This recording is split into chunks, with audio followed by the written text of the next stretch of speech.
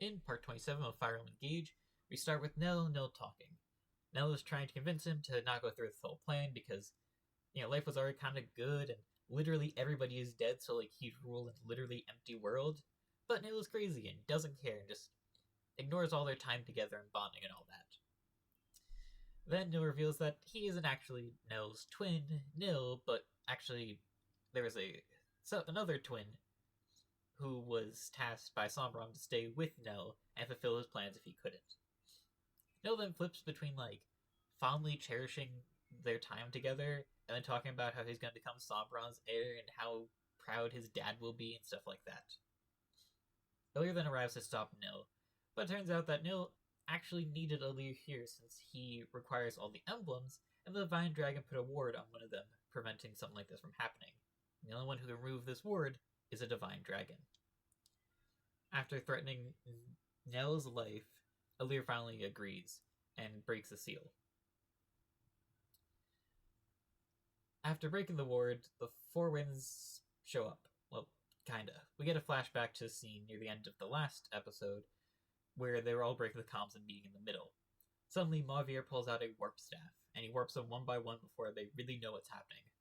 Mavier apologizes to Marnie, who Marnie replies by confessing her love to him before getting warped out.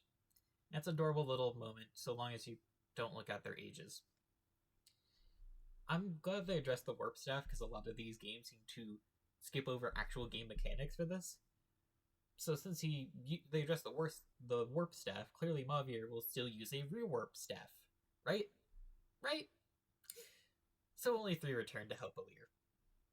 Nil now goes full dragon mode and the map starts. So this map has a gimmick where every few turns, Dragon Nil will destroy an island and killing anybody that is still on there. Basically, it's a balance between deal damage to Nil and push through the nearby enemies to get everybody to the next island before it falls. On top of this, Nil can summon in reinforcements, unless we stand on the tile where they're going to spawn. On top of all of this, all the corrupted royals have returned. This is one crazy chapter. And my goal is basically to push all the way to the northwest island, since that's the only one that won't be destroyed by Nil. It was clearly intended for you to focus on Nil while slowly moving the islands, but it's honestly a lot easier to just rush the final island and then gang up on Nil as soon as he arrives. You basically do not hurt the boss, minus a little bit of chip from Celestia, since she can hit him from through range and ignore the whole islands falling thing because she's a flying unit.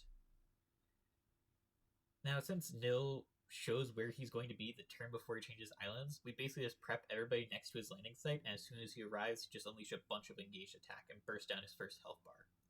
The damage he can do as a massive dragon is kinda underwhelming, 19. So we basically just have to focus on managing the reinforcements that might overwhelm us while slowly chipping him down.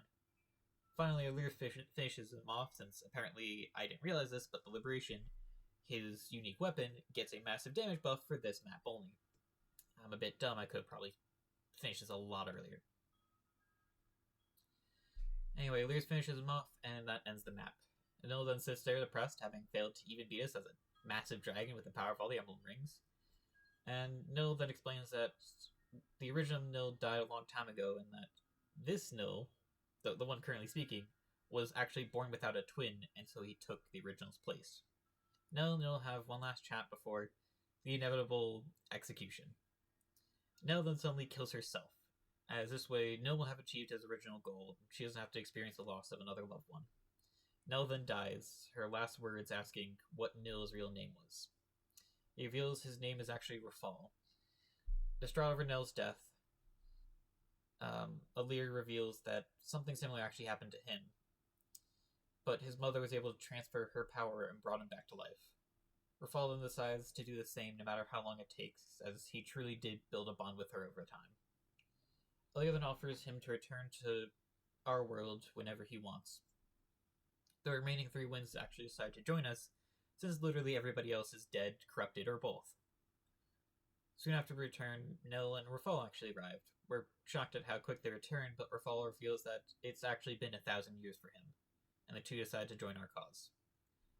And that's the end of the Fell Xenologue and all the DLC for this game, except for Soren, because screw that map.